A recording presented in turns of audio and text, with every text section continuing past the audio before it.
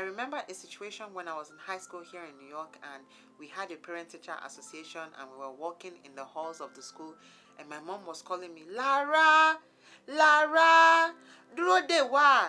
Kí ló dé tó ṣe ń rìn lọ́wájú? Oh my God. I was so embarrassed. Not because they were my parents, but because they were speaking our native language, Yoruba. I didn't want to be associated with them because they were speaking their native language. They were speaking vernacular. Can you imagine? Thank you for clicking. Eshio, it's Laraddiji once again. I'm all about living a peaceful life, and I love talking about situations we might find ourselves in that need peaceful endings. So in this video, I'll be talking about the importance of our native languages, its many benefits in the community, and how it relates to living a peaceful life. It's October's Living in Peace episode, or the LinP section of my channel, where I usually talk about peaceful living in this chaotic and dramatic world, how I see it and how I want to live it under the umbrella of living a peaceful life. This section is also the main section of Laraddiji, so if you're about living a peaceful life as well, then this channel is definitely for you. Watch out for the next month's episode on mothers and workforce. I'll be talking about the challenges mothers face, the challenges that they are facing in these recent years, and how it relates to the umbrella of living a peaceful life. If you are already subscribed, then you are a very important part of this family, and you are humbly welcome back to this channel. If you are new here and would love to join us LinP Rimpers, then do subscribe by hovering over the hearts right here in the right lower corner and click the subscribe button. Do check out the other sections of Laraddiji as you are inspired to do so after watching this video. So usually in this section of my channel, I'll talk about 5 important details about the topic that I've chosen, being languages. So number 1, how many languages are there in general? There are approximately 6,500 languages in the world today, the most popular one being Mandarin Chinese. I know, I'm surprised too. I thought it would be English. So English is not the most popular language. Now you know. However, English is the second most common language in the world. There are 3 main languages in my country, Nigeria: Yoruba, Igbo, and Hausa, and there are many dialects of each language. Some do overlap, and some are very different in their entirety. What is the meaning of language? It is the method of human communication, whether spoken or written. An example is Yoruba, the language I speak. I can read, I can write it, and unfortunately for me now, that's an asset. That's something I'll be proud of for the rest of my life, that I know about. There's still so much to learn. But at least I know the basics to go by. What does vernacular mean? Vernacular is an everyday language, colloquial in the sense and informal in nature. Every language has its people who speak it, and with that, non-verbal communication, values, way of life, and culture are all intertwined in what makes us who we are. Why is language so important? The language you speak, your mother tongue, not another language you've learned over the years. Those languages symbolizes that you belong to a certain group of people, or that you come from a certain group of people who live in a certain place. Number 4, are you consciously or unconsciously not speaking your language? I remember when I first came to the States, I don't remember ever consciously or unconsciously saying, okay, today I will not speak my language, or I will continue to speak my mother tongue at home or anywhere else for that matter. And I don't remember saying, I wouldn't speak Yoruba, but I definitely spoke less of it. As the times went by and as I began to become more self-aware and more confident in myself, I realized that my language was an asset to me. The 5th question that I'm going to talk about is it wrong to be proud of your language? Being proud of where you come from, your culture, your values, your way of life, encompasses that you're comfortable with yourself. Language solidifies these truths. When you speak your language, you're comfortable. It is affirming that you belong to a certain people and you're proud to be associated with them. The times are changing now, however, because we are being integrated into a modern nation, and speaking language and neglecting our mother tongue is what is becoming rampant nowadays. My recent travel to my home country, Nigeria, really opened my eyes to where our languages are going, especially in my country, because that's where I'm from and that's who I know. Among the Yoruba people, I can't speak for other tribes. I realized that the population of this tribe going to school who are getting educated don't even speak their native language, right? It is actually almost discouraged by their family, if not totally and ultimately discouraged. Usually they'll call it vernacular, and they'll tell you right from the gates of your schools to stop speaking vernacular. So basically they're telling you, as you enter the school, you stop speaking your language. Can you just imagine telling kids nowadays, as you're getting into high school or middle school, you stop speaking Spanish, right? To your peers, or you stop speaking French to your peers, or you stop speaking Creole to your peers, or when you go to work, you stop speaking your native language. Can you imagine how that feels?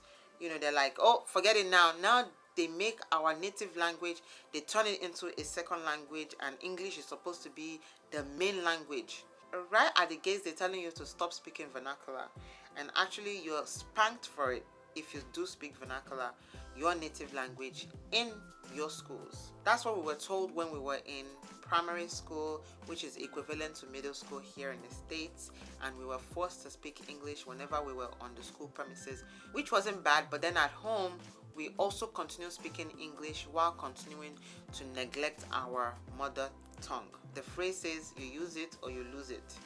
Thank God I lived with my grandmother, and even though she spoke English, we still spoke Yoruba to her, and she spoke Yoruba back to us. I remember my aunt also taught us English as well, because that was more influential back in the day, and even all the more very important today. We didn't want to be local by speaking our mother tongue.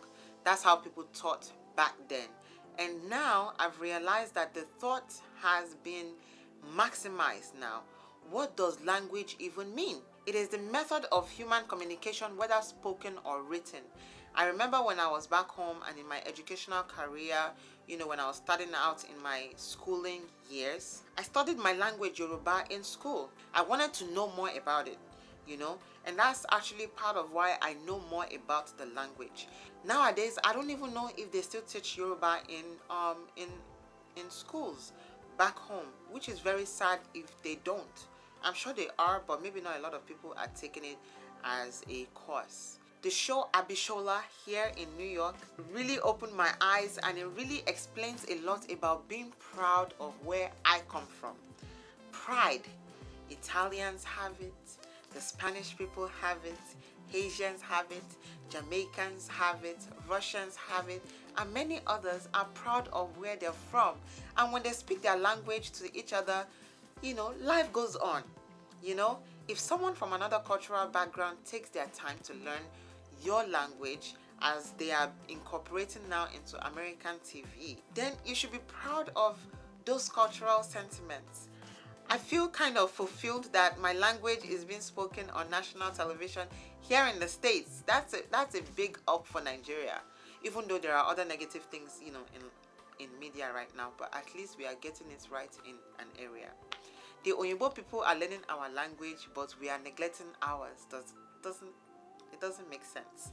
I speak Yoruba personally up to now, and while I was schooling in Nigeria, my language was considered vernacular on school grounds, like I've said, because English was far more preferred. Now I see a lot of people living fake lives, faking and speaking bad English, even just so that people will not think they are uneducated when they speak their mother tongue. That's the look we get in Nigeria. If you speak your mother tongue, oh, that one is local. But if you're speaking English, speaking Fune, that's the one you want to relate with. I don't get it. As a teenager in a new country back in 2001, I think I wanted to fit in at all costs. I remember that all my paperwork said Rachel Obisoya, and my mom's Christian name is also Rachel. And I really didn't want to be called Rachel Jr. I don't know why. It irks me. I didn't want to be called Rachel Jr. I kind of wanted my own name. It didn't sit right with me, especially when all my young life I was known as and called Omolara. So I stuck with it. And as the years went by, my paperwork started reflecting that change. Omolara Rachel Obisoya, not Rachel Omolara Obisoya. My brother, on the other hand, had a different agenda. He continued his schooling here, starting from middle school, and you know how kids are, starting from kindergarten. I feel like they make fun of everything that's new to them, that they don't understand. I never knew the reason why my brother refused to be called his traditional Yoruba name called Ayo, which means joy. Ayola, the joy of wealth. Only close family members know him as Ayo. He, on the other hand, wanted to be called by his Christian name, Stephen, which is English. You should check out his work on Instagram at Stephen Obisoya. He's a documentary photographer. Let me advertise his business, okay? Maybe I should interview him one day to hear his side of the story. If you like that, please put your comments in the comment section below. Africans, let us wake up. Please, let's wake up.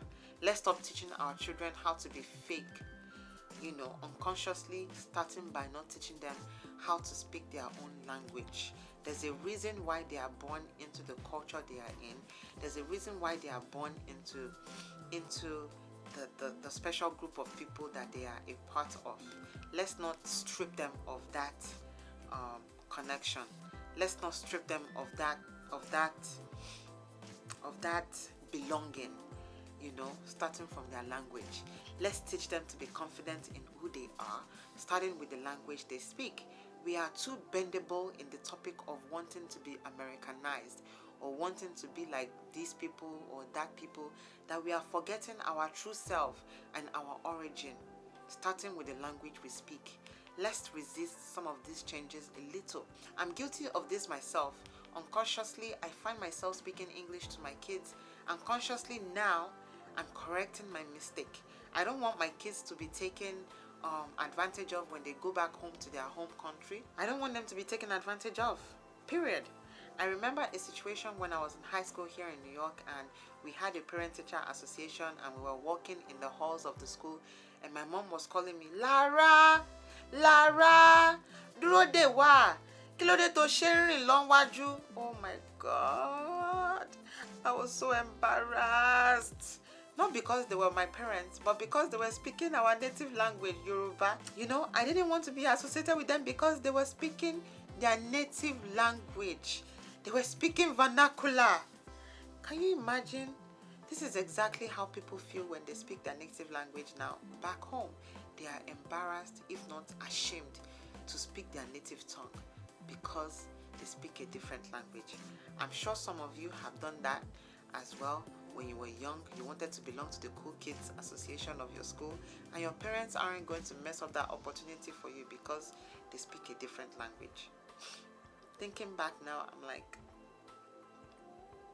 ashamed of myself. Guess what? I never was part of the cool kids anyway, and I surely embarrassed myself that night, not my parents.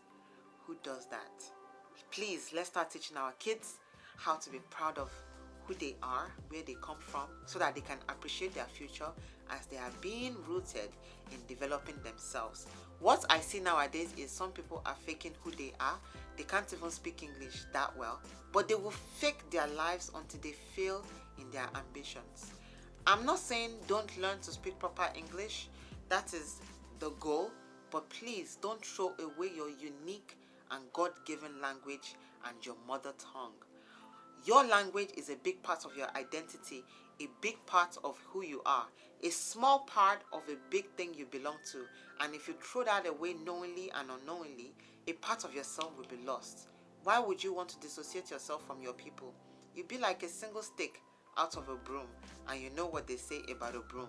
Let me hear it. United we stand, divided we fall. My LinP fam, what language do you speak, and what is a barrier that prevents you from speaking it?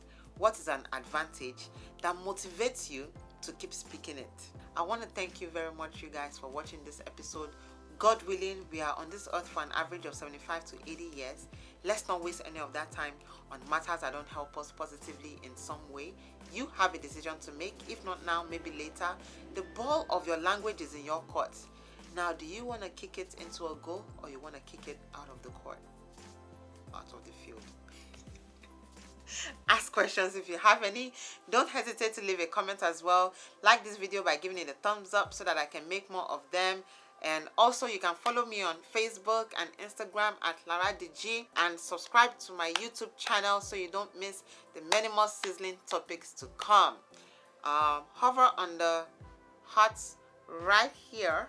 Hover. You see subscribe? Just click it. It's free.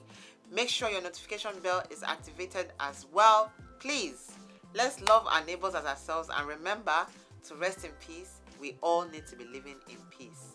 Stay blessed. Bye. You see me in my next one.